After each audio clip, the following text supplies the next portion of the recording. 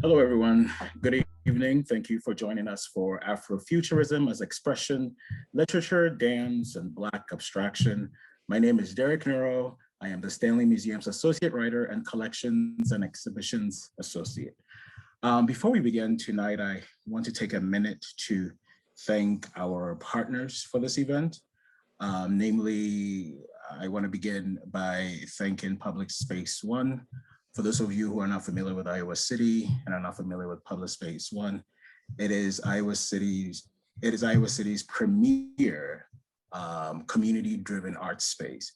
And at Public Space One, you will find the Center for Afrofuturist Studies, which is our major partner for this program. Two of our panelists are currently fellows of the Center for Afrofuturist Studies.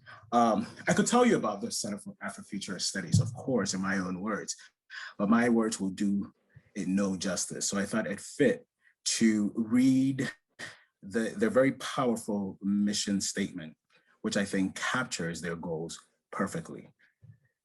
The Center for Afrofuturist Studies is an artist residency program that reimagines the futures of marginalized people by creating dynamic workspaces for artists of color. Dynamic means interactive, supportive, community engaged, rigorous, and inclusive. The Center for Afrofuturist Studies wants to rethink and challenge what an arts practice that revolves around Black futurity looks like. We believe that's only possible when arts organizations commit to fully supporting the work being done by Black artists.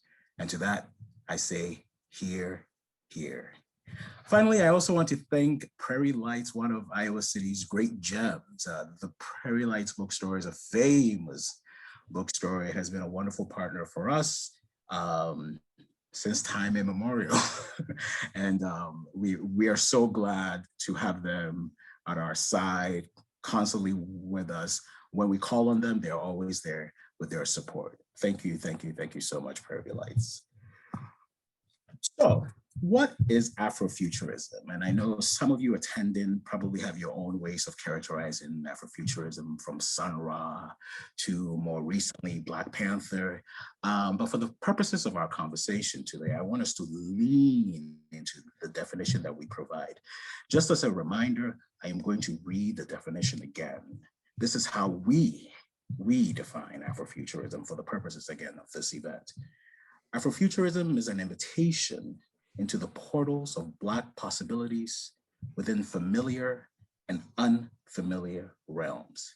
It is an invitation. It is an invitation. I'll say it a third time.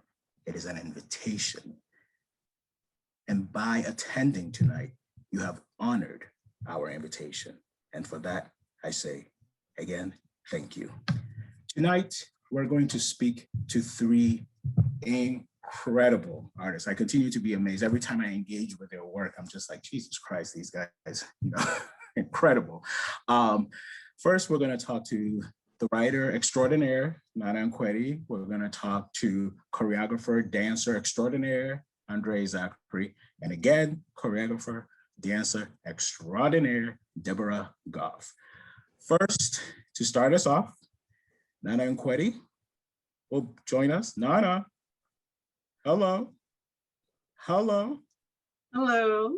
How are you, Nana? It's so good to see you. It's so good to see you. I feel like, well, I haven't seen you since when? I haven't seen you since 2016? Yeah, since I left Iowa City, but it feels like I'm still like, with you in spirit because we talk almost every second, so. No, Nana, I first met Nana when I enrolled at the, actually, no, I think I first met you when I came to look for an apartment in enrolling at the Iowa Writers Workshop.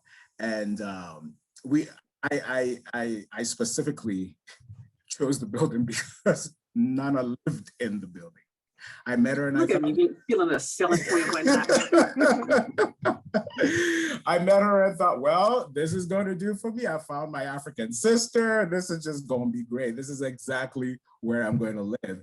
And I mean, I remember those times when so the parking lot for our building was behind the building. And I remember sometimes I would be cooking dinner and I would have my windows open and I would spot you pulling in and I would just stick my head out the window and say, "Nana, you want food?" You know, and that, and those continue to be some of my fondest memories of Iowa City. And you were still trying to get me to say that Ghanaian jollof was the best jollof, but no, Cameroon jollof. Come at me. Ghanaian jollof is the best. Ghanaian jollof is the. I'm making the case for Cameroon jollof tonight. See me outside. You know what? Maybe the next event that the museum hosts will be the Jollof Wars or something. And yes. We'll find a way to include the visual art. Anyway, but absolutely. But I have to give you your proper props, Nana, especially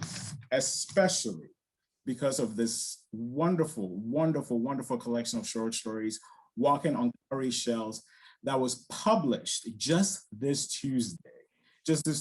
And because of our long history, this is your baby, but this feels like my nephew, you know? I think I can say that. I am so proud. And I just want to help my nephew just, you know, grow and take him out to play sports, what have you. I'm just so proud and so honored to know you, and just to say that I have this brain on my speed dial. It's just such an honor. But that's not the proper props I was referring to. The proper props I was referring to was your official. I appreciate those props though. I appreciate that. So let me give you your proper props. Nana Nkweti is a Kane Prize finalist and an alum of the Iowa Writers Workshop. Her work has garnered fellowships from McDowell, Kimbilio, UCross, the Wurlitzer Foundation, among others. Jesus, Nana, where haven't you gone? Anyway, she is a professor of English at the University of Alabama. Her short story collection, Walking on Cowrie Shells, from which we'll be reading tonight, again, published on Tuesday. Now, I'm going to put in the chat the link to Prairie Lights, which has this collection in stock. They are fully stocked and ready, very much ready to fulfill your orders. I will put that in the chat. Nana has also graciously offered. Nana, show it. We are going to have a random drawing of people who purchased the book tonight. And one of you is going to win this very, very, very limited edition. She didn't even give me one. That's how limited it is. Very limited edition tote bag. And so Nana's going to read for us. And while she's reading, I will plug the link, the Prairie Lights link in the chat. So Nana, over to you. All right, thank you so much, Derek. First of all, you know, you're my literary brother. You helped me down when I was in Iowa City. He literally was in the apartment right underneath mine. So, you know, I took my big sister responsibilities really, really seriously. I wanted him to flourish and grow. And I can't wait to see his book, you know, next year, 2022, coming out from Riverhead, what Napoleon couldn't do. So that's the next big thing, if you guys don't know. It's incredibly wonderful to be back here in Iowa City, albeit virtually, and I'm so thankful for the EY Stanley Museum of Art for hosting us. I spent some of my most creative years in my life in the cauldron of Iowa City. I thank you once again to Prairie Lights for partnering with us in the cells of Walking on Cowrie Shells. And I thank you, all of you, dear friends, dear readers, dear people who are interested in the arts and all its manifestations, for coming and joining us in this conversation tonight. I will be reading a portion from my story, Rain Check at Momokan. It's an ekphrastic story. It has an entire comic book panel in it. It speaks to the idea of a young woman, Cameroonian American teen, who's trying to find her way as a graphic novel writer. She's trying to explore her own artistic impulses in a space, in a sphere, which is typically male dominated, in a space, in a sphere where she thinks, okay, well, I have an African identity that doesn't allow for this type of creativity. And that's the thrust and the impetus of her story. So I'll start from the very beginning of Rain Check at Momokan. There is a crush of stormtroopers, men of steel, and Optimus Primes milling around the cavernous confines of the Javits Center. Surrounded by freaks and geeks, Astrid Atangana wonders how she and her friends, the self-styled Nyanga girls, come across to the Comic-Con crowd. Rocking grills and street gear, Bola is calling herself Fly Girl, Superman's dope-ass cousin from the hood. Mimi in the Psylocke cosplay costume pre-ordered from China a whole month ago, and her, a too tall Black girl in a too short red kimono, wearing bifocals, no less. She takes off her glasses. She cringes, thinking about the Princeton admissions letter tucked away in a notebook in the far reaches of her knapsack, then secures her bag straps along with the side-slung holster of her katana for what feels like the cajillionth time. Batman has a bomb booty, Mimi opines, twirling an eely purple hair strand that slithers and coils around her index finger. Her flinty eyes are fixated. Medusan, Astrid thinks. Filled with equal parts fascination and disgust, she watches her friend watching yet another guy. Which Batman, Bola asks? There are like a billion Dark Knight wannabes up in this piece. Look at these Clone Wars mothers. She points her diamante-crusted nail in accusation, its gilded gun charm swinging wildly at every offender within eye shot. Him. Folks is so basic. That don't matter if they hot though, Mimi says, jerking her head to the left. Dude right there could get it. Answering their blank looks with a whisper, him, the retro Adam Westy one over there by the Halo booth. Then loudly exclaims, oh my God, Astrid, don't look straight at him. Astrid is already looking straight at him, staring, in fact. Bola rolls her eyes in exasperation, yet all too soon she is staring too. Batman catches their gaze and gives them all an even-toothed tic-tac grin. Mimi denies him a smile. Instead, she turns away, flips her synthetic tresses, and tosses him a knowing, coquettish look over her shoulder. Classic Mimi. Astrid hopes he's worth it. Hopes she gets a bang for her buck. The girl spent 2 weeks worth of pay to buy her wig. Its shock of violet locks had to be the exact shade of her purple as her costume. The cheapo wigs that the beauty supply in the West Orange Mall where they all work were deemed insufficiently con-worthy. A schlubby East Asian boy wonder sidles over and palms Batman's left butt cheek, his wandering hand partially obscured by a waterfall of midnight blue polyester. Manhandling, Astrid thinks, her brain continuing a week-long trend of randomly churning out M-words, morphing her into some Tourette-tickish freak. It was weird, but strangely familiar, like the month after their class trip to see Hamilton on Broadway, when quotidian conversations tempted her to segue into song. That month, talk of Batman's Tiny might have triggered wordless humming of Sir Mix-a-Lot's I like big butts. Baby got back under her breath. Or at least some bars from the Nicki remix. Mimi is glaring at the dynamic duo now. Look, Astrid, it's one of your fairy tale up the rear endings. Bola sniggers her approval of this disc. Maleficence, Astrid thinks. She mentally kicks herself again, forever, ever sharing her slash fan fiction with these so-called friends. For months, they had cracked on her about Luke Skywalker letting Han Solo stroke his lightsaber during long and lonely nights on Brokeback Tatooine. She'd almost given up on writing before she met Young Yoon at the Arcania, their mall's comic book store.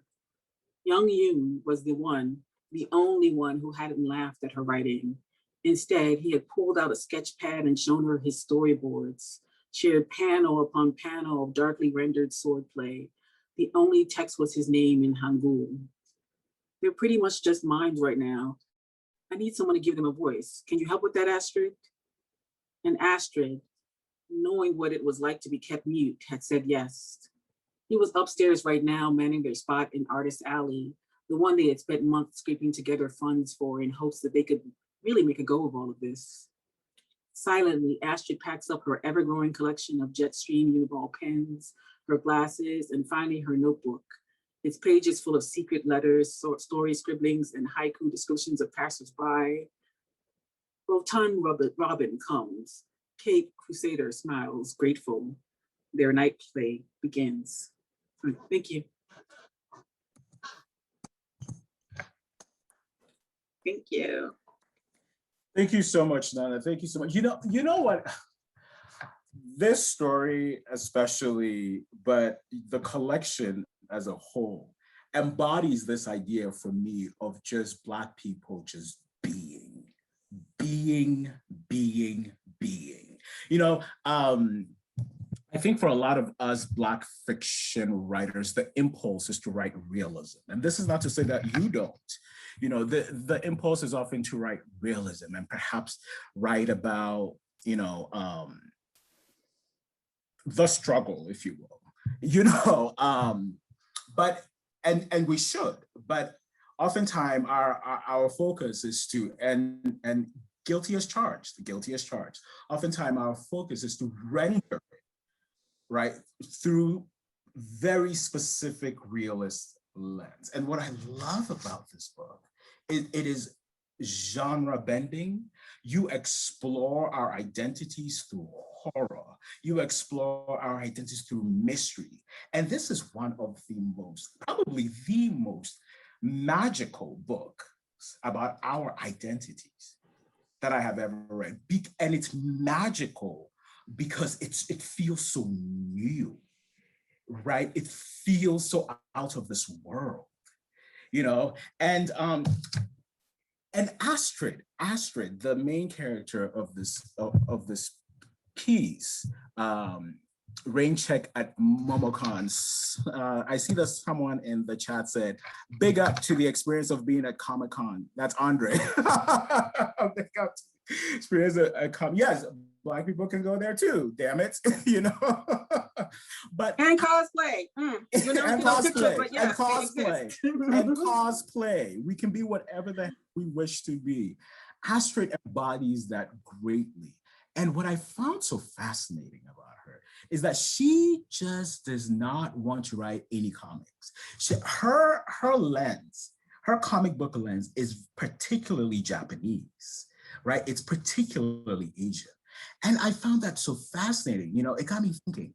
Recently, because of the attacks on Asian bodies, alongside the attacks on Black bodies, of course, there have been necessary, you know, overdue calls for Asian and Black solidarity.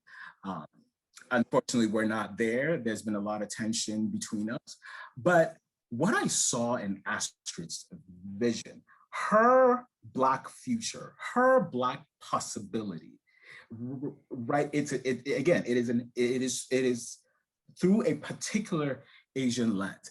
And my first question for you is, what is it about the Japanese comics that appeals to Astrid, and also to make an associative leap? Is this because she's not alone? I know a few people who are very much defined by Asian comics. You know, a lot of Black people are defined, and for me, it makes me wonder: is this an avenue? Is this an avenue toward much needed Black and Asian solidarity? There's so much to unpack in that question, and I thank you so much for that. Absolutely, it's interesting to me because Astrid, you know, for her, like her identity actually, and she's dressed as a character that she and Young Yu, who was Korean American, came up with, and the character takes from both like Black exploitation films of the 70s, like Cleopatra Jones and Foxy Brown. Yes. So she's got, you know, her, you know, laws of the street, you know, I'm gonna get you sucker type of like persona, plus the, you know, the Bushido code, this kind of code of the samurai. So there's a mixture and melding of those two cultures to get together. And I kind of grew up with that kind of melding, right? I grew up watching, you know, all those dubbed old kung fu, you know, Snake in a Monkey Shadow type of films where, you know, poorly dubbed, but it was like, you killed my master, prepare to die, you know, like that was what I grew up with, right? Yeah. You know, and I mean, I think this kind of like, kind of recognizing and understanding and enjoyment of each other's culture has always been there between Black and, and Asian cultures, wherever they may be. I was rocking bindis and grew up very close to Edison, New Jersey, which has one of the largest Indian populations in the world. So there's that kind of mutual admiration society happening. But in particular for this love of anime, we have like, this is something I think a whole generation of, we live in an increasingly global world, like a whole generation of Black people, like, rapper Megan Thee Stallion was recently did an Insta interview with the anime streamer Crunchyroll. Yes, yes. Yeah, talking about her favorite anime growing up. And I remember I was watching Nigerian Kiwi MMA fighter Israel Adesanya, and he was doing a whole Naruto jutsu, like, hand jutsu when he was coming out in his walk-in. So this, like, this kind of cross-cultural pollination is always happening. In Japan, there are whole areas of Tokyo where there's like this B-girl and B-boy culture predominates because of the influence of American hip-hop on, like, Japanese youths as a way. And I mean, that particular culture is, that idea of like being able to kind of speak yourself as your own truth as a young person. Hip hop is like, has that global kind of reach, right? So that's happening, right? I'm not going to say that that's that art is the only way, but it is a way towards like building that kind of solidarity, right? I think that solidarity, unfortunately, sometimes doesn't exist because we live in like this white patriarchal dominant culture, right? So you have like immigrant Asians and immigrant others coming here, and they're kind of pitted and held up by the powers that be, like in it. And I remember like Reagan was doing this in the 80s as an excuse to stop affirmative action and to roll back social justice reforms and social, services. They say, oh, be like these immigrants. They're the good, mild minority immigrants. They're the middle-end immigrants, right? And like, and yes, you come here for the American dreams, but you're coming here and you're being in African-American spaces, and this systemic injustice and systemic racism still exists, even though you're successful, even though like the powers that be are holding you up as like, you bootstrapped it, as long as you work hard and, and don't make waves, you too can have the American dream.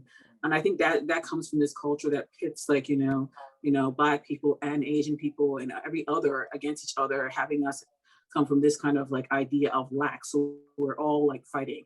But I do believe like, like watching like, the protests for George Floyd last year and seeing the racial and social justice reckoning that we were having, and seeing that coalition of people of all stripes and creeds and races come together. That people are understanding that we all have to kind of pull up together for this, for us to have a better America.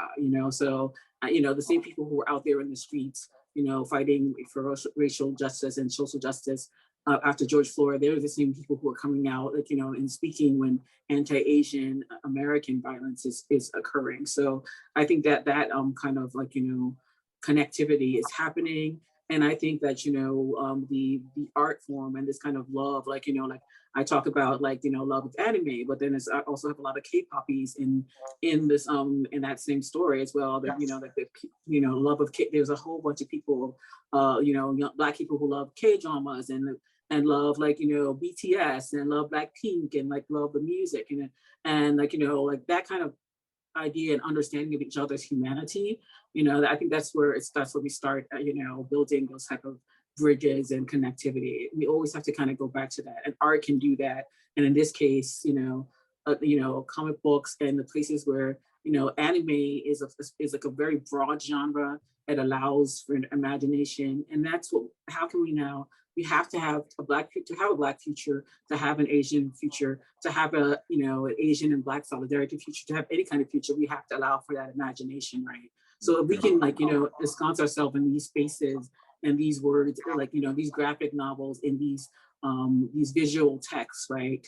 And their television, like corollaries.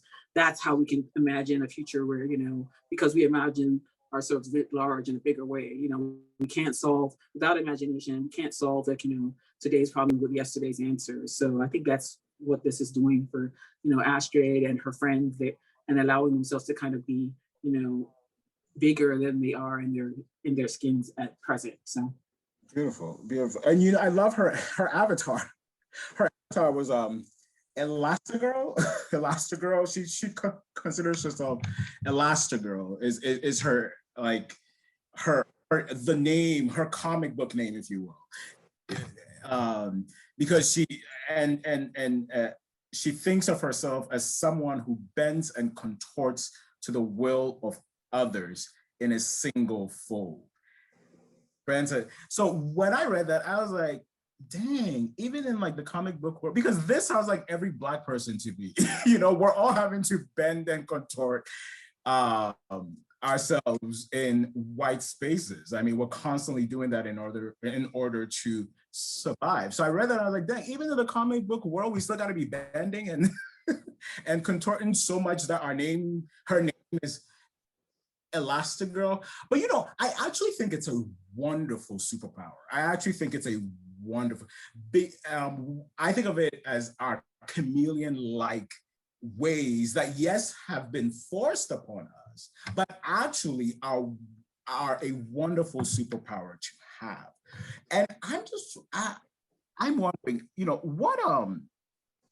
what could that superpower possibly look like in an ideal Afro future, in a Black future where all of our possibilities are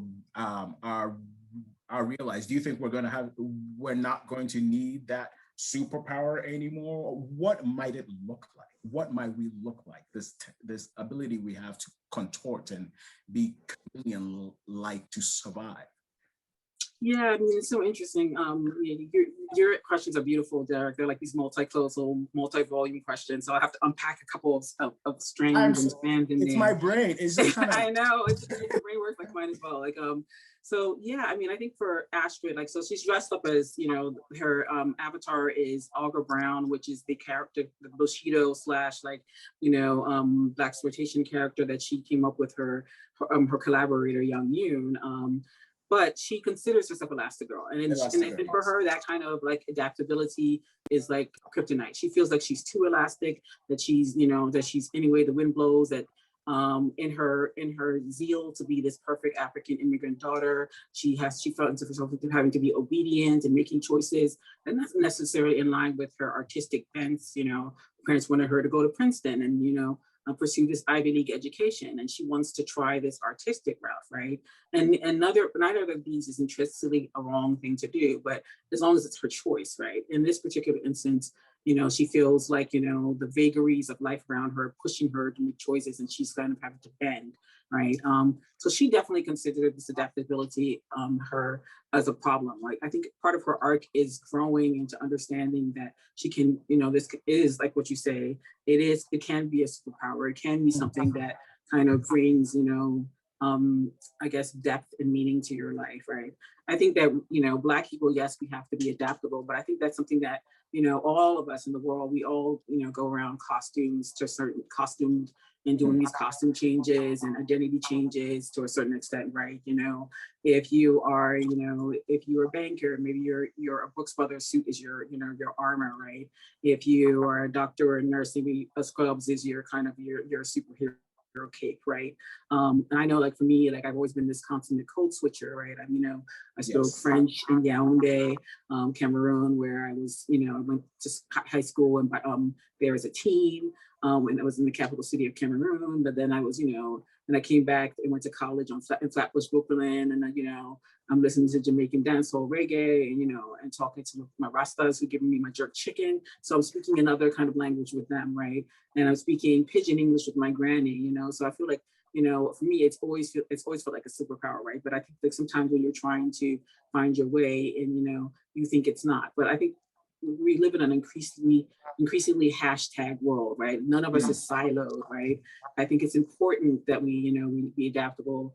I think for Black people, what happens, is that that adaptability only sometimes goes one way, right? We're having to adapt to the dominant culture to try to be respectable. And that respectability, that kind of facade that we have to put on and put on our white voices, white voices, right? What happens though is that we find out that even that respectability that we try to don, like, a protective armor, that invisibility cloak or that visibility cloak, like see me, doesn't always protect us, right? And actually doesn't, like, people, you can still get shot even though you told the officer, yes, sir, please, sir, I have my hands up, sir, so those things we're learning now, and people, I think the entire country is having that kind of rude awakening that these type of kind of like, so-called like respectable things, and they would be, it's easy for people to say, oh, he got shot because he was no angel, but you can be that angel. Henry Louis Gates also got stopped by a cop, right? We had a whole like, Obama had to do a whole like, intervention and a whole sit down to have a conversation because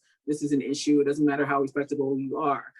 So I think that, in an ideal Black future, right, a Black person you'd be respectable, you not respectable, but you'd be adaptable of your own volition, right? You'd be making those choices not as a survival mechanism, because you want to be able to be anything that you want to be, right? And I think, like I say, being in Comic-Con and having these kids don all these different personas, these costumes, that's that idea of, having that imagination to be anything you want to be, and not, and I want like, like this is Dream World as a Comic-Con. It's like where anything is possible, right?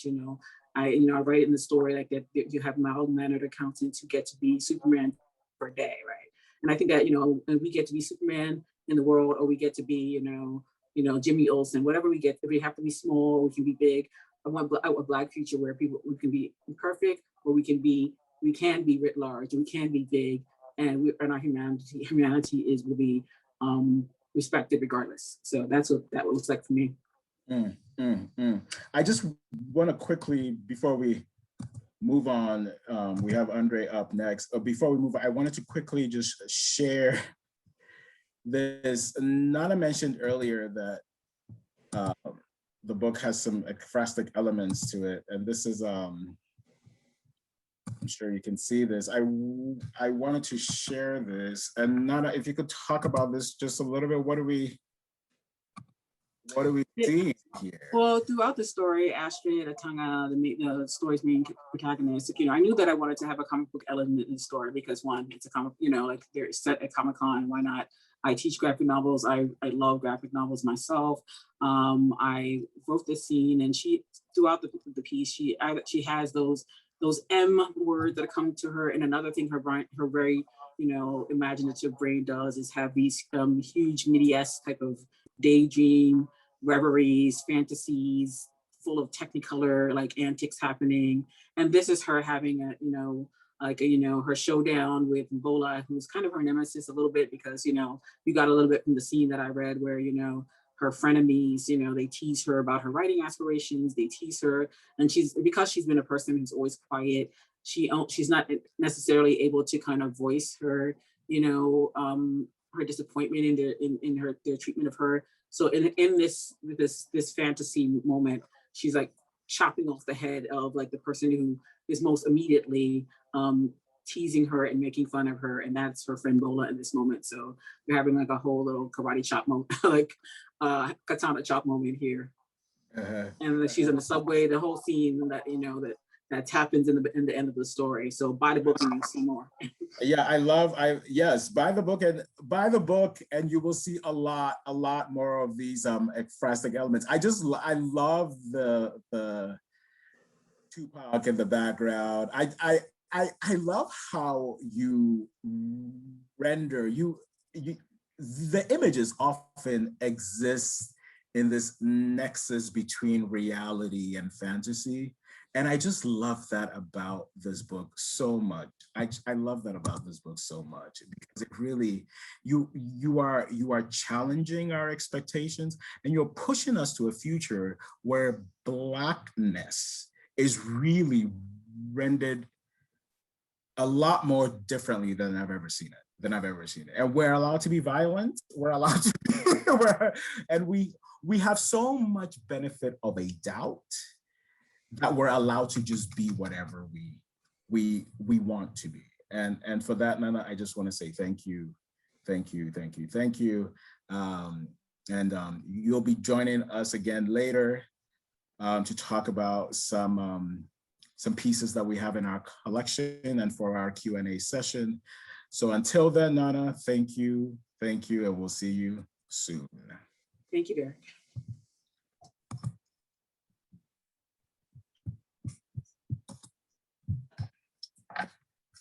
So next up, hi, Andre. Derek, what up? What's up, sir? You know, what's up? Good night to everybody. Again, proper props. I got to give you proper props because you are, all of you are so accomplished. You know, I feel like, what am I doing in my life? But anyway, André Zachary, our next guest, is a Brooklyn-based interdisciplinary artist of Haitian and African-American descent, and is a scholar, researcher, and technologist with a BFA from Ailey Fordham University, and MFA in Performance and Interactive Media Arts from SUNY Brooklyn College. As the artistic director of Renegade Performance Group, his practice, research, and community engagement artistically focuses on emergent choreography, technology, and Black cultural practices through multimedia work. André is a 2016 New York Foundation for the Arts Gregory Millard Fellow in Choreography and 2019 Jerome Hill Foundation Fellow in Choreography. Currently, André is a resident at Iowa City's Center for Afrofuturist Studies. Again, welcome, André. Thank you for joining us. Thank you so much for joining us.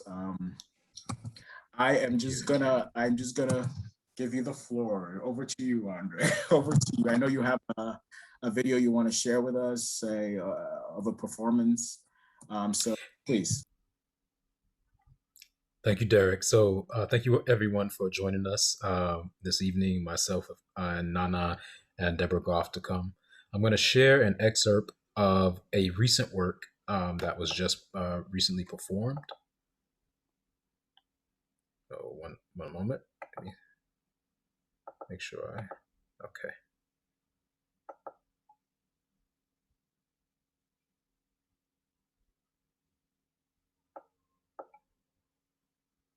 And this work is entitled Salt.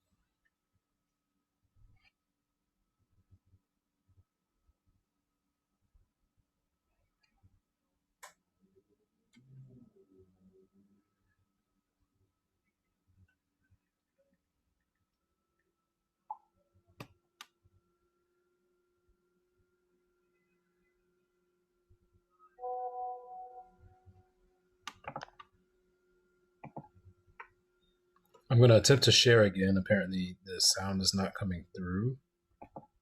I definitely have the share sound button selected. So I'm going to do one more time. Hopefully this can work. And the optimized video is also clicked. So I'm going to do one more time.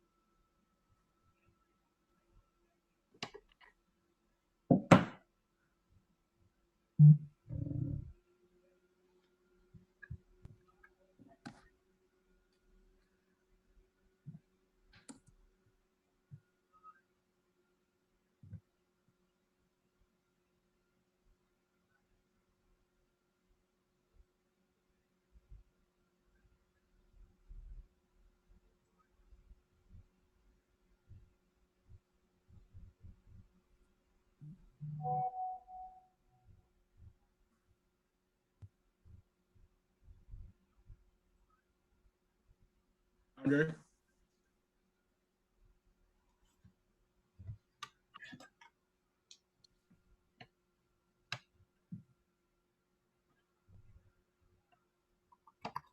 Is there still no sound? There is still no sound, but there is a recommendation from an audience member that I think you should consider. Someone was saying shift sound to play out of computer versus headphones. So I think that Right. that's probably Okay. Okay, let me do that. Apologies, everyone. This is very strange. These technical problems happen all the time. Great.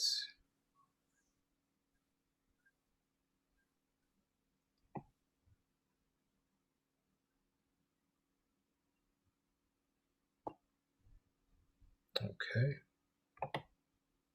I'm going to try and share one more time. Apologies, everyone. Can you speak, Derek? Yes. Can you hear me? Can you speak one more time?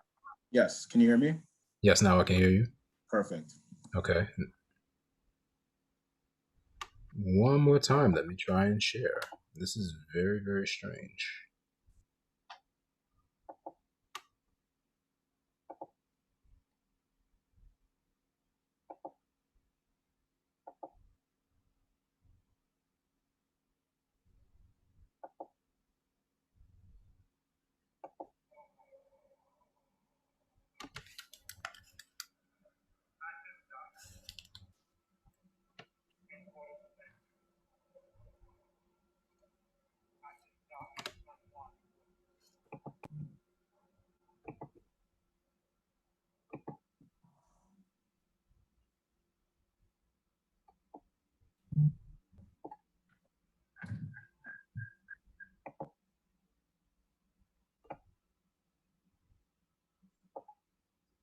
Awaiting their fate. The eldest amongst them cried out, "For it was the water that brought us here, and it is into the water that we shall return home." And upon that view, all of the evil in their chains looked back into the water, into the sea.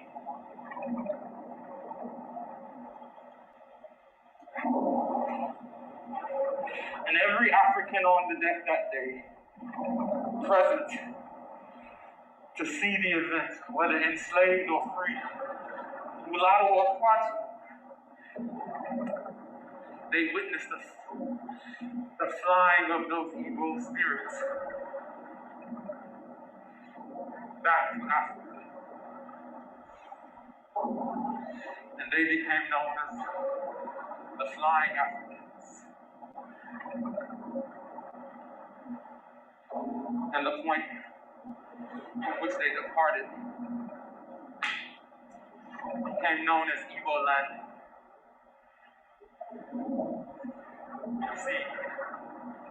You see, they had to go down to get up. Yeah, you see, they had to go down to get up. See, you gotta go down to get up. You gotta go down to get up. You gotta get down to get up.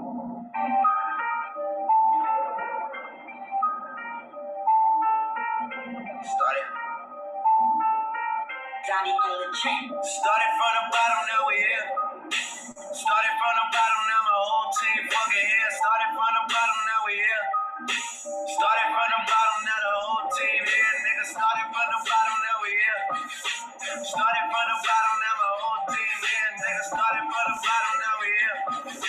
Started from the bottom, now the whole team fucking here. I done kept it real from the jump. Living in my mama's house, we'd argue every month, nigga. I was trying to get it on my own. Working all night, traffic on the way home, and my uncle calling me like, where you at?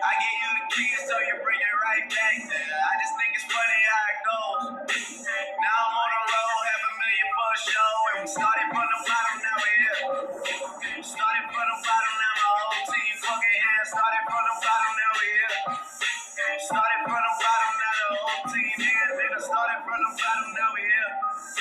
Started from the bottom, now the whole team fucking here. Started from the bottom, now we here. Started from the bottom, now the whole team here. Nigga, always tell stories about the man. Say I never struggled, wasn't hungry, yeah, I got it, nigga. I can turn your boy into the man. There ain't really much out here that's popping up without us, nigga. We just want the credit where it's due. I'ma worry about me, give a fuck about you, nigga. Just as a reminder to myself. I wear every single chain, even when I'm in the house. Cause we started from the bottom, now we here. Started from the bottom, now my whole team fucking here. Started from the bottom, now we here.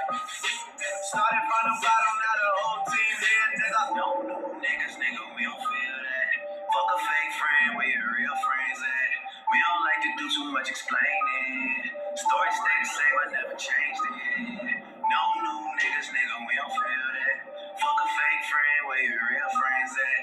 We don't like to do too much explaining. Stories stay the same through the money and the fame. Cause we started from the bottom, now we here. Started from the bottom, now my whole team fucking here. Started from the bottom, now we here. Started from the bottom, now the whole team here. Nigga, started from the bottom, now we here. Started from the bottom, now my whole team here. Nigga, started from the bottom, now we here. Started from the bottom, now the whole team here, nigga.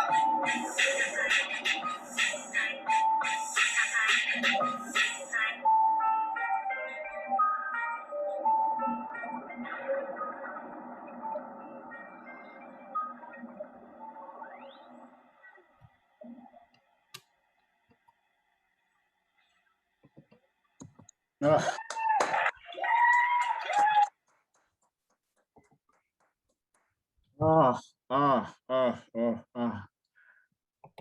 I need a minute. I'm sorry. Wow.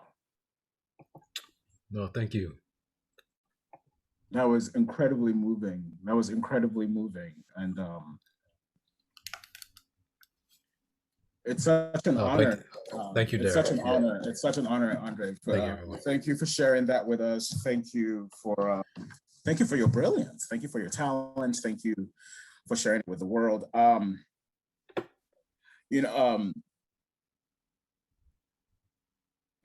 minute. Okay, I'm back. So this piece, if you can contextualize it a bit for us, we were talking earlier about what this piece was inspired by, what inspired this piece, what messages you're seeking to convey, what themes you're seeking to unearth. And I'm hoping you could just contextualize it a little bit for us, please. Sure, no problem. So I'll kind of start larger context and then bring it in. And so this piece was most recently performed 3 weeks ago, part of the Live Ideas Festival at New York Live Arts under artist direction of Bill T. Jones. And I curated an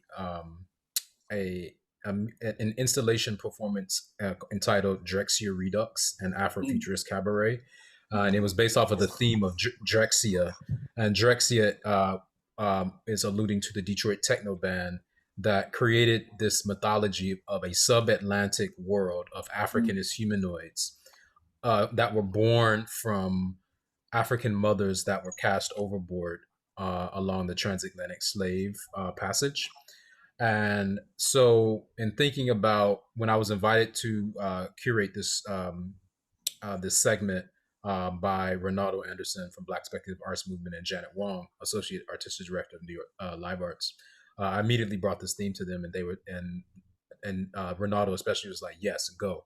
And so I'm referencing the writings of like Kojo Eshun and Latrice Gaskin, and so I also brought together a cadre of amazing artists: MX Oops, big up to them, Tendai Kumba and Greg Purnell of U-Fly Mothership, Nia Love, and then the host was Tim Edwajante, writer, poet, and scholar as well, based in Brooklyn. And so the projections that you're seeing in this section, which is my section, those are immersive projections that I programmed and designed and coded, and a lot of it is actually responsive to. I was able to program a microphone so that some of the brightness and some of the images are triggered actually by the decibel levels in the sound. So it is a responsive projection and media area as well.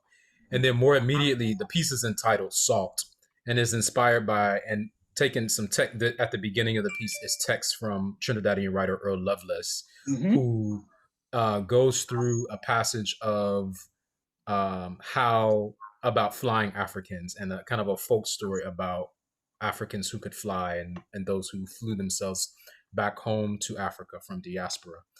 And in between that, I wanted to put in another story of Igbo landing, because in my own research, I've kind of found that wherever you go across the diaspora, there's this story about the Igbo landing, right? About these Africans that rather than succumb to enslavement, jumped back into the sea and changed, and through the sea, their spirits flew to Africa.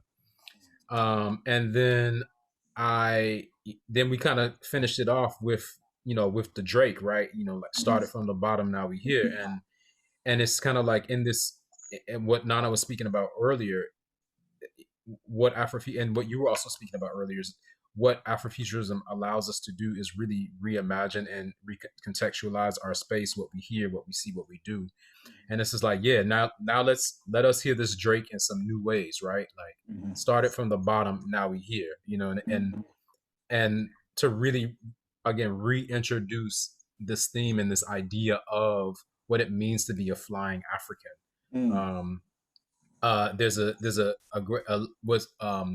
There's a line from one of the Roots albums, because niggas don't obey no laws, not even gravity. And and I remember that line hit what Black Thought hit me real hard. I think it's from I forgot what track it is, but I was just like, yeah, like that one always just was like, yep, that's right, that's what we do. You know what I mean? It's and in almost in all of the ways in which we've contextualized, like within our spirituals, like fly away in the morning, fly away. You know what I mean? And so flying has been such a key element of not only essentially flying is like the way in which we can position ourselves to literally make sense of how we're gonna not only make it in this diaspora, but really cultivate what is to come next. Our shout out to Lauren Lesson, the director of the Stanley Museum. She shared a link. She says, makes me think of the series by Kara Walker. So if anybody wants to take a look at that, please do. Flight is freedom, right? They literally flew to freedom, but flight is freedom, right? It suggests you have released yourself from that which keeps you, keeps you chained, restrained, that which does not allow you to be all that you can be, and when we talk about superpower, Black superpower, Nana and I talked about Black superpower earlier, and this is also another inspiration of Black superpower, this idea of flight. But when you go back to Africa, which is where it all started, right? We call certain African identities, certain African stories or certain African ideas myth, right? We define them as myth. So for example, if you've watched High on the Hog on Netflix, if anybody my wife has seen it. I've just started, but my wife and her family and Trinidad actually they saw it, and so everyone, it's such a wonderful show. But in the first episode, he goes to the Benin. He goes to Benin, and there is this story about a group of Beninois who, in order to escape from slavery, are voodoo practicing, right? And they, it is because of voodoo. It is because of their summoning of the voodoo power that allowed them to escape from chains. You know, now we would call it myth, but it's reality, right? It is why they are able to exist today. It is why they have built a city of water, on a city on water. You know, that's how they live, and they're still voodoo practicing individuals. And what really gets, you know, Afrofuturism feels to me, and this is really my question to you. Afrofuturism, from what I've read in Nana's book, from what I've experienced with your work, from what we're about to experience with Deb's work, Afrofuturism feels to me a return or a reclamation of that which is truly our reality, but has been defined as myth. Our power actually exists in these things. We can fly. Perhaps we can fly. Perhaps we can summon, you know, voodoo powers to defeat the white man, to not allow him to take us in bondage. Perhaps that is truly who we are. And a lot of what I see in your work, and Nana's work, and Deb's work, is this claim that this is actually what an ideal Black future looks like, a return to what is purely our identity. And I just want you to talk a little bit about that if you could. Well, yes. I mean, we were speaking about, you know, and I did reach that section in High on the Hog where, you know, he's at this village of Voodooism. And so to know then that very much what you're saying, so in the sense that it's not mythology and that it's very real, and so in the fact that Voodooism actually created, you know, the first Black Republic, la première Exactly. République in Haiti, and that, you know, in 1791 it is Boukman that Ungan Boukman that called in a peristyle in a, you know, in a voodoo ceremony that calls upon Ogu to then ignite and essentially that's the fire that spreads throughout you know, the entire island that allows them to become free, right? And so the mythology actually is a real practice. And so that when we're speaking about Voodooism and this past weekend, and you know, for those that are still able on this please do go check out Dance Africa, which the focus this year is Haiti, and the amazing and just wonderful choreographers and works that have been created. And so one of the first works, and it's not priority, but the first work is called Agwe. And so we're looking at it, you know, the Loa, which deal with the sea, which deal, you know, Aida Vido, La Sirène Azur, you know, Ezuli Danto. And so looking at our connection to the water, and it is not a mistake. It is not a mistake that through whiteness, there is always this need to separate Black people from the water, and that is a trait of whiteness, of white supremacy. And we have been made to believe we can't swim, actually. Exactly, and exactly that exactly. And so, like, how powerful is it when our bodies do indeed connect with water? Yes. And then two. So that's number two. When we're speaking about the mythology, actually is real. Number two, our connection to water is inherently important. And then three is that when Nana was speaking about code switching, but also about this really this scourge of respectability politics that has really harmed us more than it has kept us safe, is that I think what's hard for us and what's hard for others is that, especially when we're speaking about these new futures, having been on panel, it will not make sense to whiteness. And I'm not saying, and I really mean whiteness in the sense that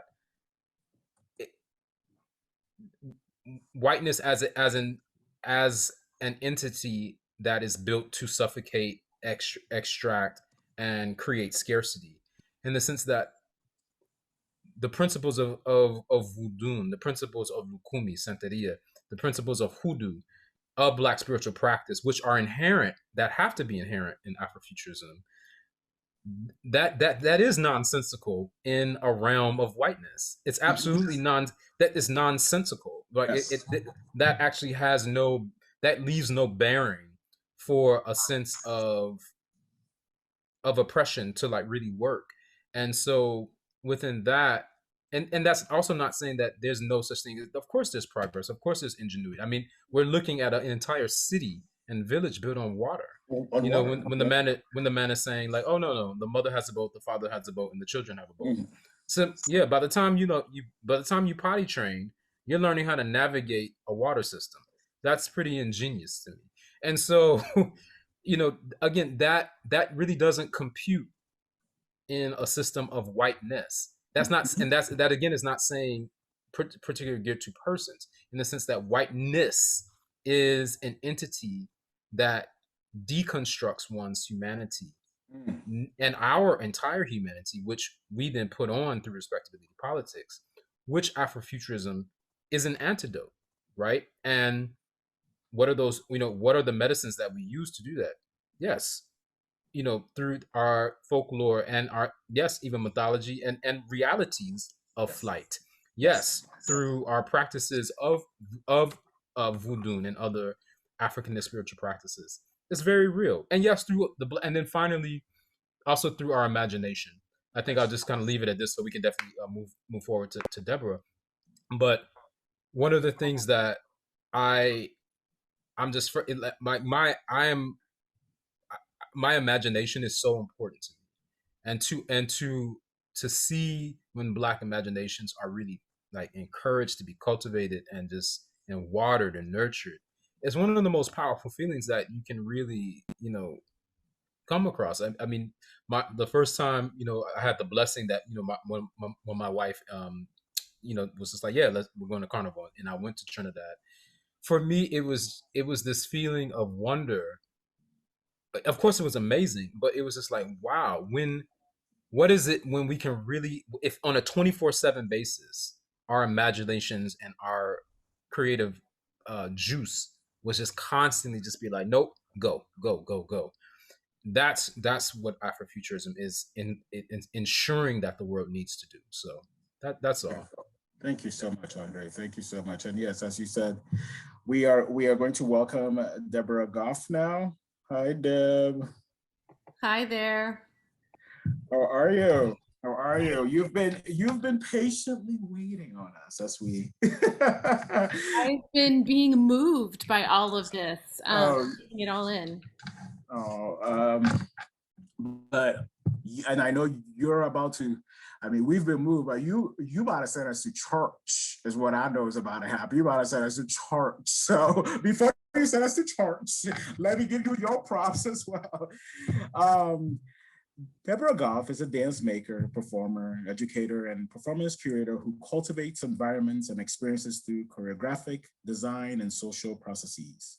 Since its founding in 2002, Scapegoat Garden, a Connecticut-based creative engine, has functioned as her primary vehicle for artistic and curatorial practice, a means to forge relationships between artists and communities, helping people see, create, and contribute to a greater vision of ourselves, each other, and the places we call home.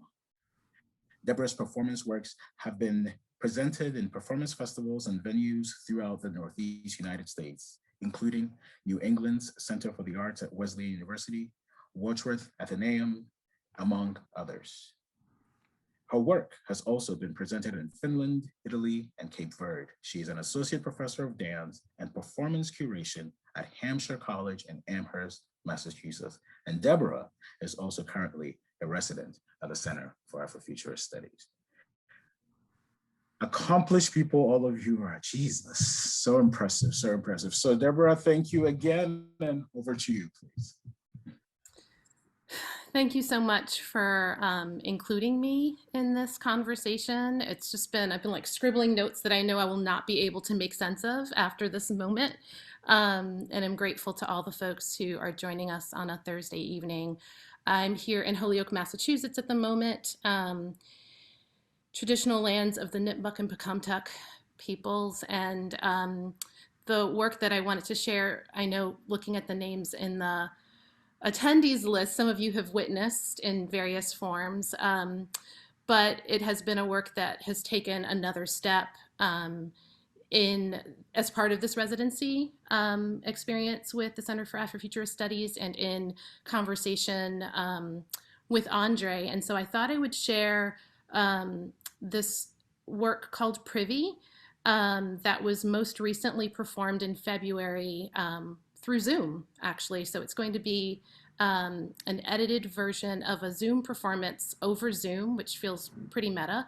And I thought I'd show you some images first of where it came from. So I'm just going to share my screen. So this is an image of Privy performed in my home. I guess this is from a dress rehearsal or something in 2017, I believe. And so what you're seeing is open space. As part of the event, I would send an invitation to guests who would then join me, and I would feed them dinner. We would mingle and chat. And at some point, they would be invited to help me move furniture around to open space. And then I would perform in the space, and then they would help me move furniture again, and we would sit and talk and have dessert together. And so you're seeing projection onto the wall of the space, as well as live feed video that's being projected onto this child's privacy screen here in the front, as well as here at the top, a sculpture that I made from doilies that had been collected that my cousin used to make and send from Jamaica when I was a child, and then others I've collected over the years, formed around a bird cage that I found in the garage of the home I used to live in. And just scrolling through a couple more of these images. And so between 25 and 35 people would join me in my house for these performances over the course of a couple of years. And at this point, about 130, I guess, people, I was looking back, have come into my home.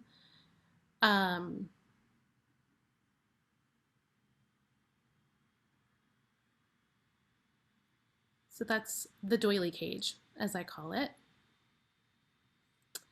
And then in February, as André and I were in conversation with the folks at CAS about sharing something of this work that we had hoped we would perform, and that André and I would manipulate in some way in a live performance in Iowa City last summer that didn't happen, translating it to Zoom, I will share an edited version of the performance that did take place here. As it begins, I'll tell you that there are multiple webcams throughout my home that are being fed through, in addition to what had previously been projections. So I'm using sort of the wall of Zoom as a projection surface. And prior to this, there was engagement with attendees, sort of meeting one another and chatting before moving into what you're going to see here. And I'm not sure that you're seeing what I want you to see. Here we go. Let me know if the sound is working.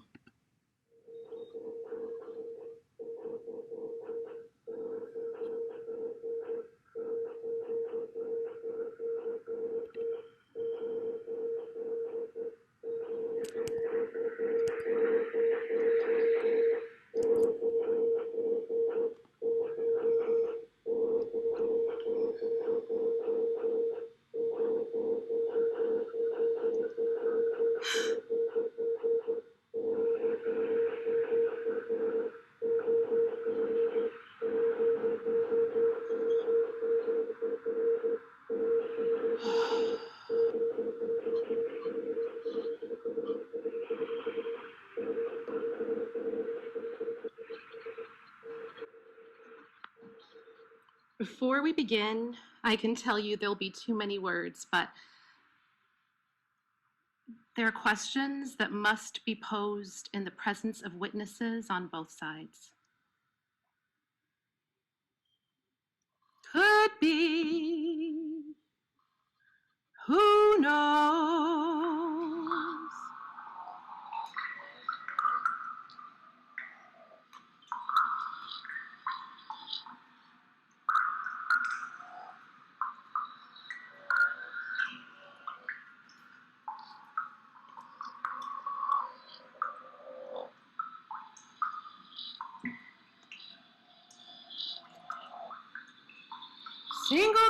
Single girl, she's going dressed so fine.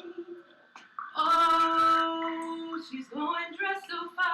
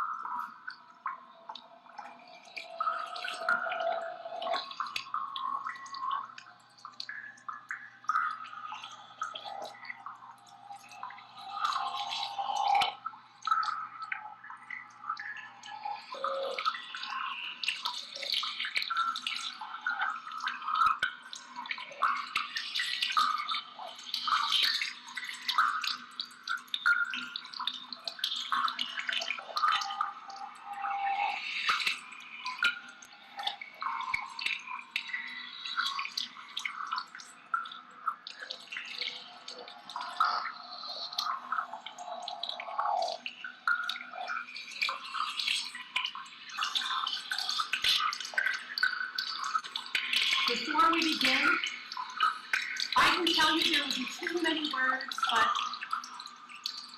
there are questions that must be posed in the presence of witnesses on both sides.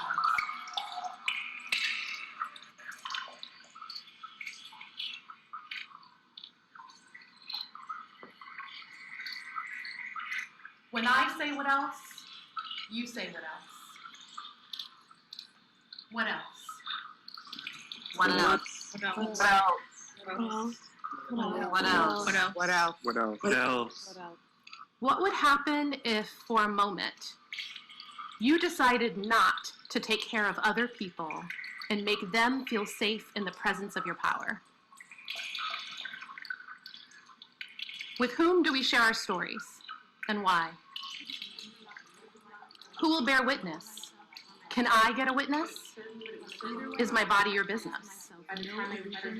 Either way, at this moment, I choose you because my bond with you is tight against my chest. By the time I returned home to trick flowers, my uterus trick flowers forced through red noses, white cherry, red and infections, far more a transfusion in January, a far more injection that turned out to be a transfusion at the very force of her injection should have been unconscious. I'm very There's something doing today, I will go right away, soon as it's shows. Systematically, It makes them kind of going down to the sky, going inside, right at the road. I was growing undecisive until Mr. Valley was here and had lost a ritual that began. It's only just out of reach, down the block on the beach, under a tree. A discreet C-section cut across my lower abdomen. I got a feeling there's a miracle due coming to me. 4 days in the hospital, and 4 weeks of recovery caused absolute Could it be? Yes, it every could. 4 weeks were all it takes. Something coming, something good. If I can wait, something's coming. I don't know what it is, but it is gonna be great. Either way, I promised myself With a click, no illusion. with a shock, phone will jingle, door will knock. Open the latch. something's coming, don't know when, but it soon catch the moon, one-handed catch. Around the corner, or whistling down the river, come on, deliver to me.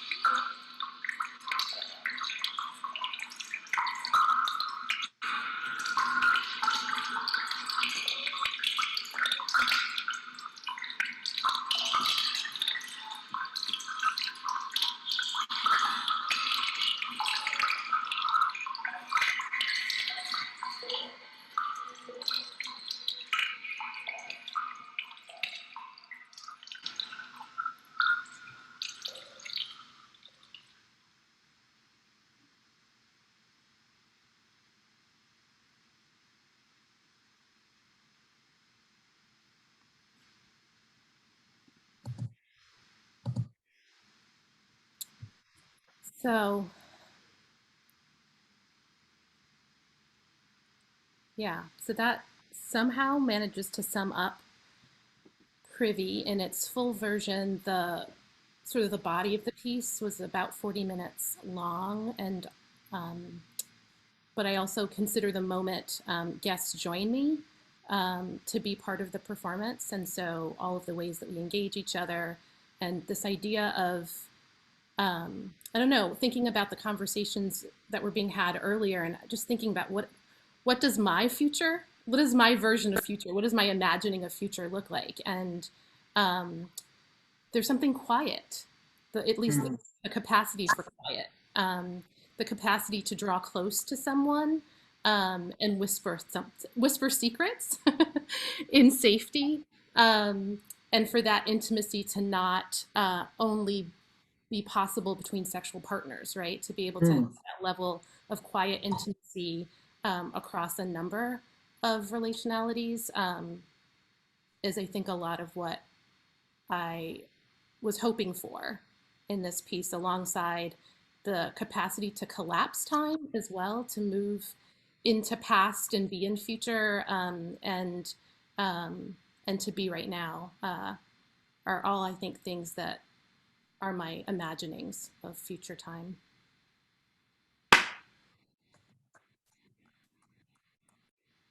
Deb, you know how I feel about this piece. It's so stunning. It's so stunning. And you know, you talked about this idea of intimacy. And I have to be honest, full disclosure, you know, when I first saw this piece, when you sent it to me and I watched it, I found myself, because of technology, you're able to have multiple split screens at times at a time. And I found myself wanting to focus on one section because of how I have been conditioned. You know, I feel like, oh my God, I can't look at that. I am invading her private, I'm not allowed to look at that. And I was thinking about how technology is forcing us, thankfully, to bear witness to the whole of Blackness.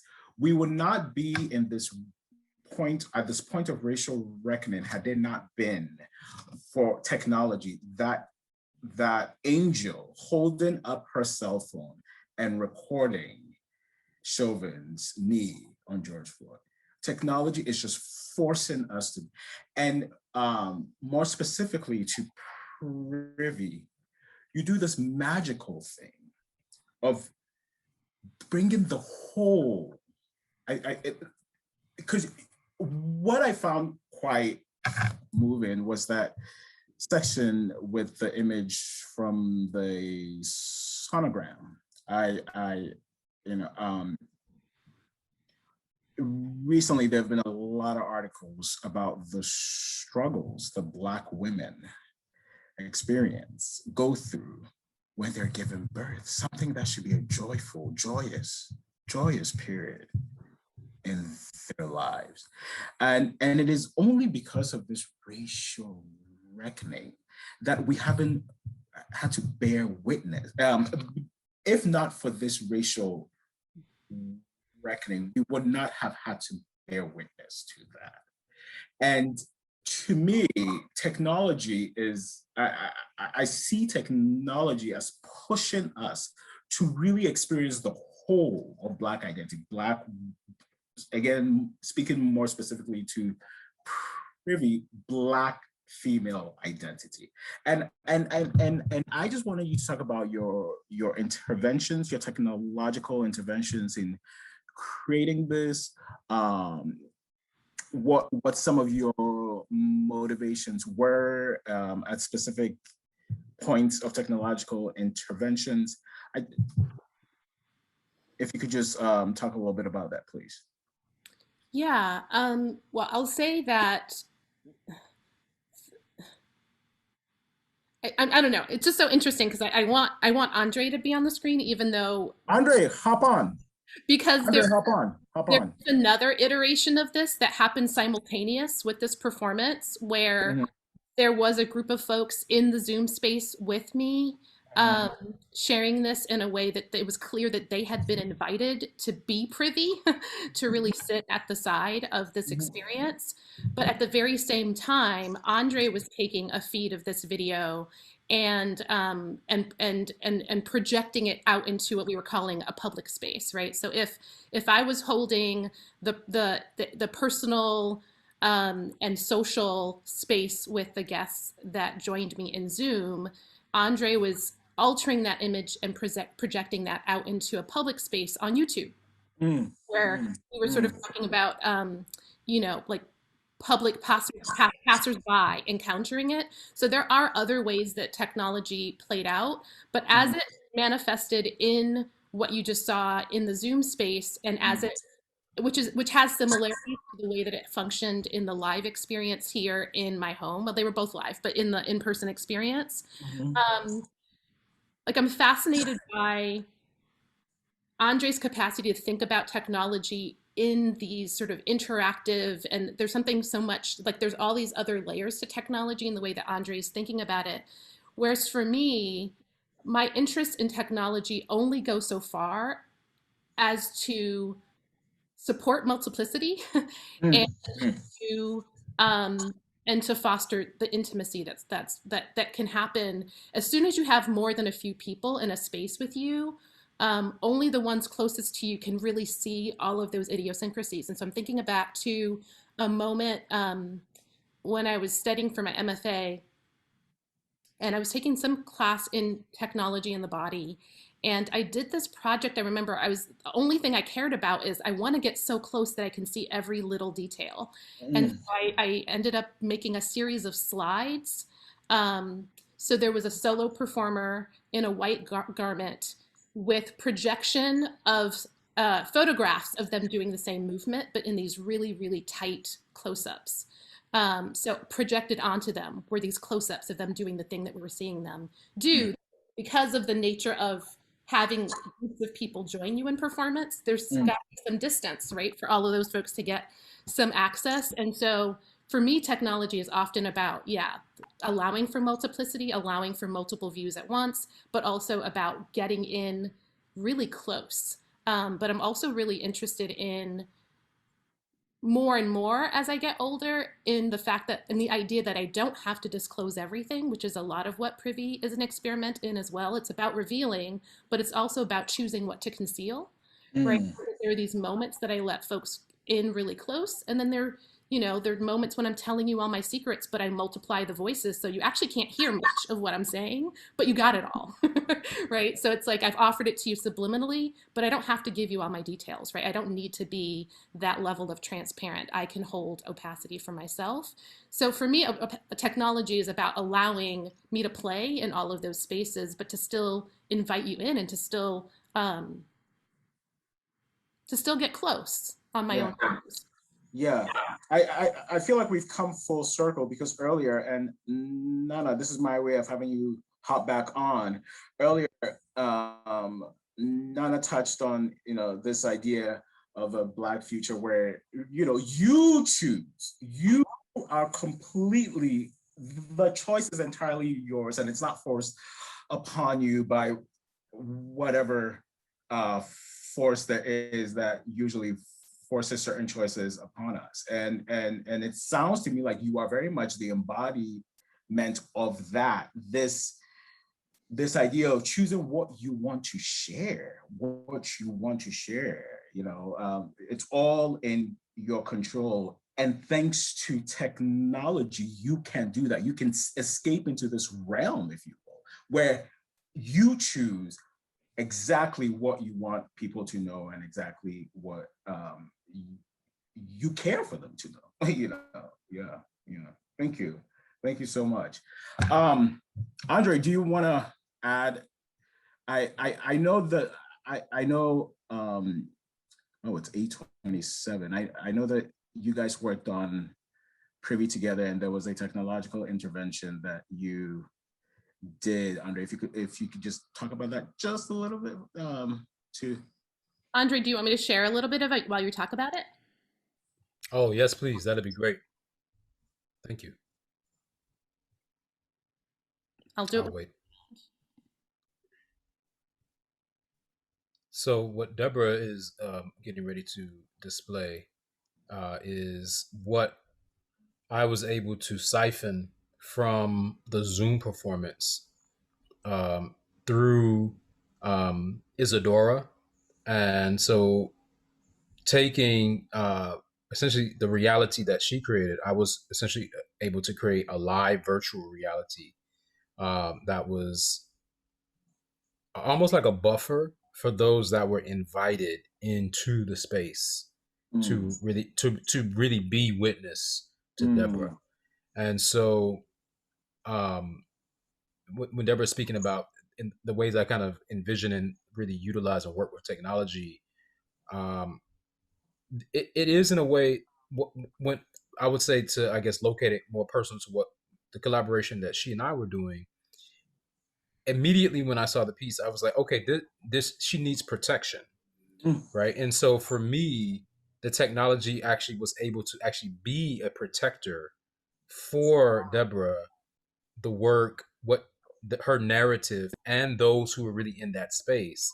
And so those that were on the outside with via YouTube, this is what they got. So yes, certain certain movements and certain realms of the room and the space and the narrative are distorted, which is what Deborah was really interested in. But I was really happy to kind of like go through the different shaders and filters that I could like actually kind of program live that really rendered the reality that Deborah wanted to share. And so ultimately that is what I feel that once we allow ourselves to let's vibe, let's collaborate. What is actually what's best? That's what's kind of able to come out of it. So this is what you're seeing. This is what you're seeing now that Deborah is sharing. Again, that choice that technology offers us, right? That choice, that freedom technology offers us as Black people. That's our Afrofuture. That's our Afrofuture. Can I just say really quickly, thank you so much for sharing that. I love like being in these multidisciplinary space. Deborah and André, your pieces both spoke to me in different ways. André, when you were talking about salt and talking about the mothers who threw their children overboard into the water, I have a story in my book, which is all about Mami Watars and that whole Miembu, which focuses on that kind of spiritual water deity culture and that idea of the supernatural taking space in that, like what the importance of water and the history that is kind of transmitted in that space. So you were definitely, I was feeling it, and I was loving the idea of that those screens that were moving and responding to the kind of very fluid and water-like movements that you had in that space. So if there's if I could do that my writing collaboration. Yes. Yeah, I'm actually right now I'm actually working with a composer who has this cyber clarinet, and I'm working on a sci-fi novella right now, and he's got this cyber clarinet where I'm reading passages of my work, and he can distort my words and my voice and make it sound almost inhuman, make it sound like the sound of space, and it mimics the various different types of environments, so we can make it sound alien or illegible, not even sound like words. So that idea of using technology to kind of expand the versions and the idea of words on the page is what I'm really excited about exploring No, definitely. in the future. Yeah, and Deborah, your piece, that the idea of I was getting, I was going to tell you, I was getting Kara Walker, but I also to Daughters of the Dust, and that idea of opacity and allowing people to have, give them pieces of you, your humanity is on full display, but on your terms, really spoke to me in such a strong way.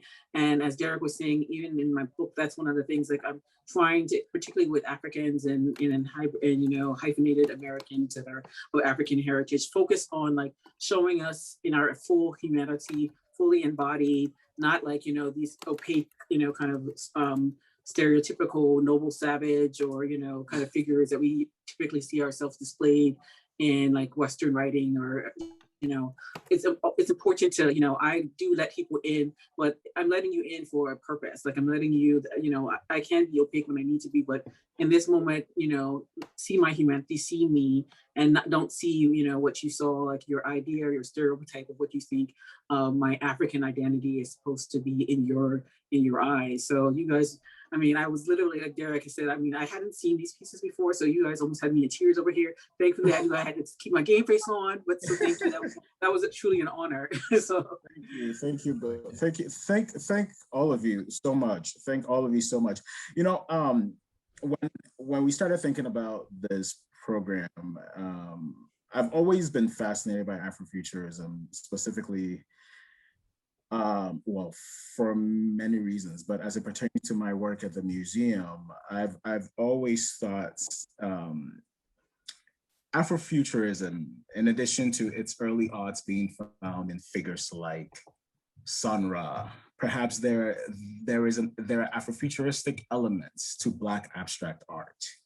The early days of Black abstract art, so the works of Sam Gilliam, for example.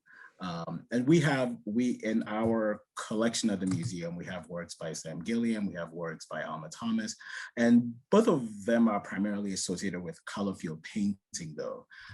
We also have works by Richard Hunt, who is primarily known as a foremost Black sculptor, but his work is quite varied. He also has some works on paper that we have in our collection.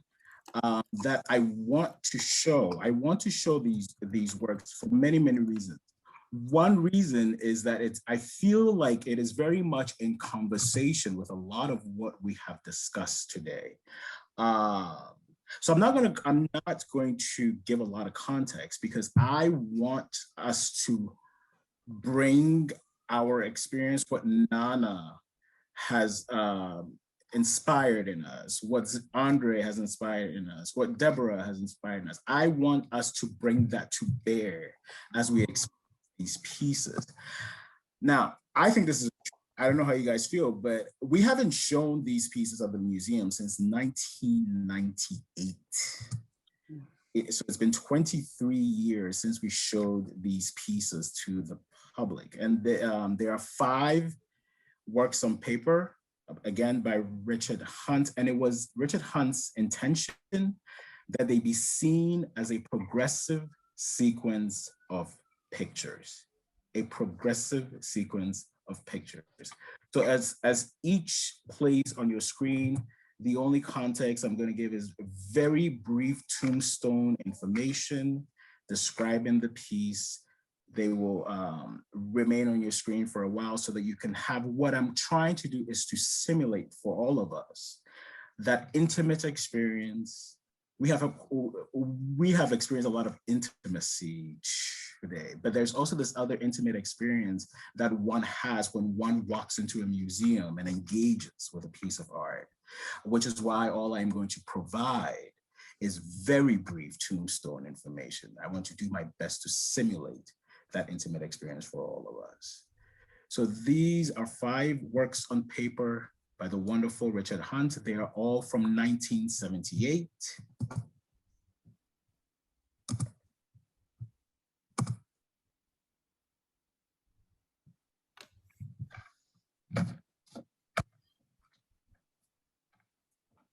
Paper piece 1, 1978, 5-color lamination on handmade paper. Paper piece 2, 1978, 3-color lamination on handmade paper. Paper piece 3, 4-color lamination on handmade paper.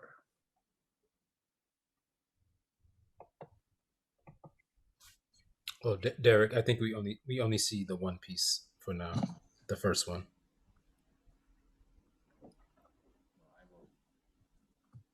It shifted.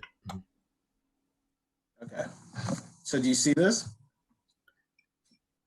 This is, yeah, we see that's the first one we saw. Okay, so this is paper piece 1. This is a 5-color lamination on handmade paper from 1978. This is 2, I believe you saw. This is a 3-color lamination on handmade paper.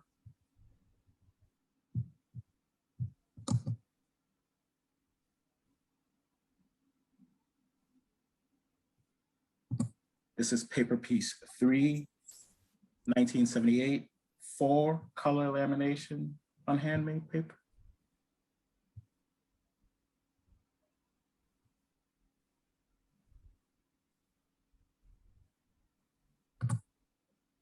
This is paper piece 4, 6-color lamination on handmade paper.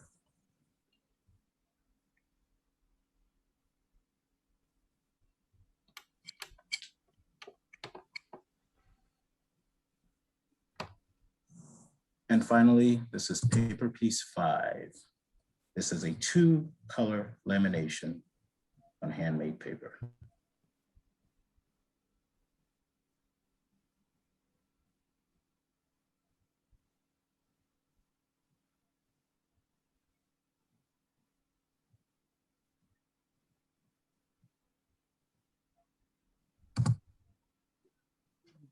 Hmm.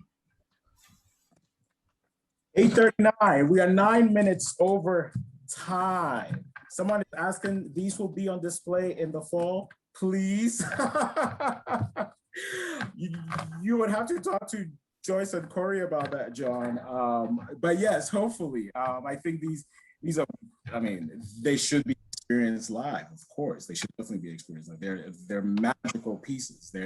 I tend to think of them as intergalactic. And that, I think that is a word that unites you 3 and certainly Mr. Richard Hunt. So thank you. We are 9 over time, but I do want to get in some questions, if you guys don't mind, please. If people want to ask, people want to stay and ask questions, maybe 5 minutes. I know there were some questions. Someone referred to when we were talking about Vodun, somebody pointed out, Felicity, I should say,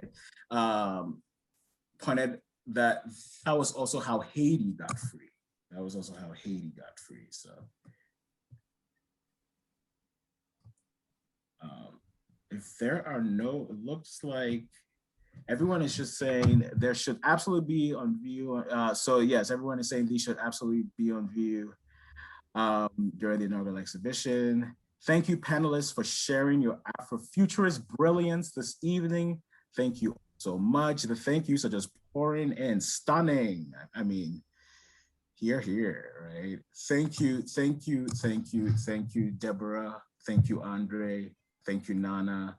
You have elevated us. You have elevated us. I will say it a third time. I like to say things 3 times when I mean it. You have elevated us. Thank you so much. And if you have any last words, please. Well, I'll say thank you, since in the trio as well. This was a pleasure, truly a pleasure. Thank you all for joining us this evening.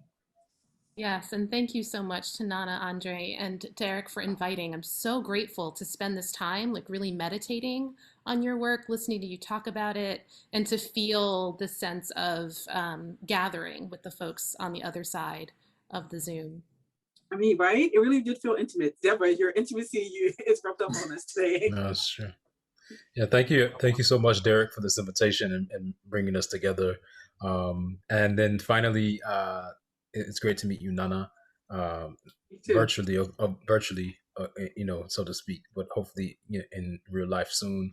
And then finally, Deborah and I will actually be coming to Iowa City the last week of June 25 to July 2nd. For our in-person residency with Center for Afrofuturist Studies. So for those that are actually in Iowa City, we look forward to linking with people if possible. I might have to make a trip to catch up with you guys. Well, I mean, you know I'm seeing you in my apartment, so come. But I lied. There are 2 questions, if you guys don't mind. No problem. One from Jaslyn Gowdy. My apologies if I'm not getting the name right. Do you ever experience people come into your space and don't know how to get into the work? That is, I think, for Deborah. Do you ever experience people coming to your space and don't know how to get into the work, Deborah? I think that's actually the project that is Privy, is figuring out what it looks like to navigate that. Part of how I've navigated it is by sending folks too long a letter to invite them in the first place. I recognize not everybody reads the whole letter or read the letter at all, but it's my effort to tell them what am I up to, what am I inviting them into, what is the mood and the tone and intention of gathering in the space together. I pay a lot of attention to who greets folks at the door when they get here.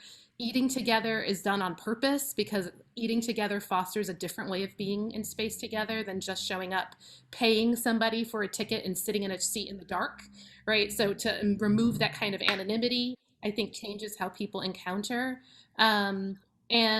But yet I have had some situations where folks are in my space and at the end we have this conversation. I invite people to write to me if they have other things they want to say. And I've gotten some really beautiful correspondences from that. But I have also gotten some correspondences where folks want to offer me advice about how to make the piece better, which I would be open to under other circumstances, but that is not what I invited people to write to me about. And in each case, those have always been white men, interestingly. So some of it also has been about being really clear about the ratio of demographics that are present in my house, right? And so I'm really, really thoughtful about the fact that there needs to be enough Black and brown people in the room to kind of counterbalance some of the cultural expectations I think folks have around gathering and intimacy and listening to people. So it doesn't always do exactly what I hope it will do, but it always seems to at least trigger the right kinds of conversations, I think. Jaslyn actually says this question was for everyone. So Nana and Andre, if you want to respond to that, please. The question was like how inviting people into your work and how, Yeah. Do you ever experience people coming to your space and don't know how to get into the work? I mean, as Deborah is so, it depends. Like, I'm a writer, right? So my work is necessarily, it happens in solitude. It happens, in my head. These are my imaginary friends, these imaginary worlds. When I put these things out into the world, I'm I kind of have to let the stories go and let people meet them where they may. I am surprised sometimes when I have readers come up to me and say they interpreted a story this way. And I do, it depends on sometimes their own background, their own ideas and biases and what have you that they bring to the work, you know. I think that when you're a writer, you kind of have to let it go, and there's meaning making that happens. You hope things land the way you want, but like, you know, I don't try to be pedantic, but you know, but I do have like messages like, you know, see me, see our humanity, see that, and I hope that that comes across, you know. But that meaning making, you know, when you are an artist, you know, as Deborah was saying, you sometimes just have to say, okay, you know, I've done my part, you know. If people are coming in here and they're receiving the work in a different way, you know, that's on them. You know, I've done, you know, I stand in the truth of what I was trying to create at the outset, and I leave it to people to make their own, you know. Everybody experiences the work in their own way. André, do you want to add to that? Yeah, I would say sometimes the most important thing is to do what Deborah is doing, and that you lay out what are the expectations, value systems, and goings on in the space, really, and you kind of, you know, set that forward as an expectation, you know, for people's behavior, really, and like getting into the work as well. You know, at times I think that's something where, as Nana was just saying, you don't work. Sometimes you don't want to always have that control as an artist. You know, that you want to kind of like just allow things to land when they land. I think like there for me, like there's been some amazing works. The recent film, Mati Diop's film, Atlantics. I remember I was just walking down the street like 2 months after the film. I was like, oh, that's what she did. And you know what I mean? Like sometimes it comes like 2-3 months later.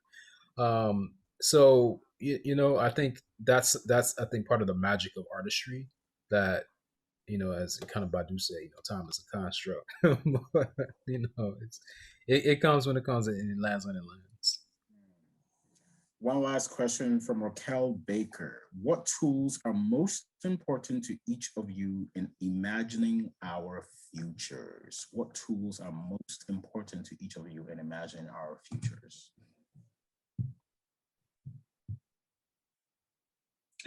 So I would say, let me just jump in, because I'm literally thinking about art right now. We're in this beautiful art space. I just, you know, this wonderful art plus technology space that we're in, where I was able to kind of, you know, I was lamenting a little bit because I moved to Tuscaloosa, and I'm lamenting missing the art scene in New York, where I was in Brooklyn, New York for decades. But was able to go, I was recently able to go to log into a MoMA chat about, like, you know, Black architecture and Black imagination and Black landscapes. So, and yeah, and I felt so, you know, that's what, you know, helps me and feeds me, and it feeds my imaginative space, right? That I, you know, I'm taking in the art, music, dance, every kind of visual art, and of course the literary, you know, the written word.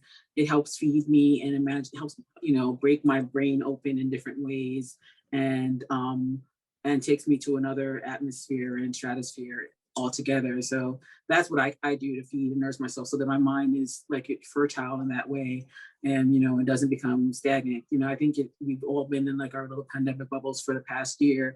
So I'm kind of like a mole person, like, you know, oh my God, I can't believe there's actually art in the world.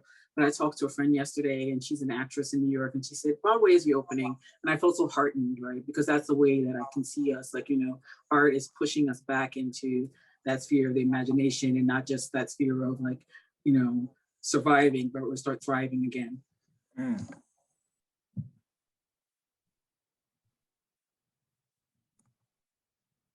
I was just going to say, like, yes to that. Thank you so much for that, Nana. And I would add to that, like, time and space, right? Like, time and space and the ways we afford that to each other, the kinds of relationships of support that allow the time and space to be untethered, right? Like, there's a way that the way things are at this moment, I can feel quite tethered to that. So to have time and space to dislodge in a way, my mind go, and to feel like I'm in relationships that give me permission. I feel like I shouldn't need it, but sometimes I need permission to like let go of the way things are, so I can fly. Thank you, André. So my mind. Amen to that. I guess community. I would say that when I started to really acknowledge and actually practice community, my work definitely, I was able to unlock things in my work and still am in ways that I know I would not be able to. And so whether that's collaborating, whether that's, being a listener and just taking notes for somebody if they need you to take notes, being an editor, that's literally what then gives me, it's like, oh, the way in which they're asking me to do this is actually a way that I should possibly or could possibly do for myself. And then it becomes a real kind of reciprocal and ongoing exchange. Shout out to Deborah Goff, and kind of a philosophy that she is kind of cultivating entitled nested ecologies. So big up to Deborah Goff on that one. I love yeah. I like that. Oh yeah. Put that in the books. I heard nested that firsthand. ecology. Nice. Oh yeah, yes. I heard that like firsthand from the source, and I was just like, yo, that's banking that. That's from her thesis. But yeah, you know what I mean? It's just like that's the way in which the kind of that rhizomatic system can like really work. And so I would say that's what that's a tool for me.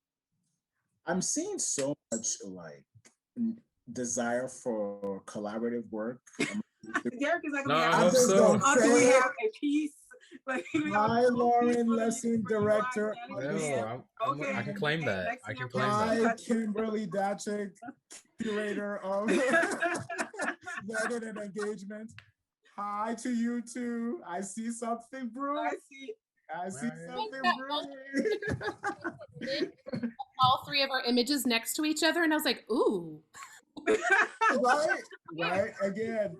Again, hi, Lauren, director. Hi, Kim, curator of Learning and Engagement. No, but I mean, I'm very serious because I think this would be something magical, as it has been already. And again, thank you three so very much. I cannot wait to meet you two in person. André and Deborah, I am Iowa City based, so I will be coming to look for you. All right, soon come. All right, thank you so much, and thank you all for joining us tonight. Our apologies for going over 23 minutes, but I'm pretty confident it was worth it for you as much as it was worth it for me. So thank you all for sticking with us on behalf of the Stanley Museum of Art. This is the kind of programming that we're looking forward to bringing to you, and we appreciate so much our collaborators. Again, I'm going to shout them out because they have been great. Public Space One, Prairie Lights, and most importantly, the Center for Afrofuturist Studies. Thank you, everyone, and have a good night. Good night. Thank you. Good night, everyone. Thank you. Good night, y'all.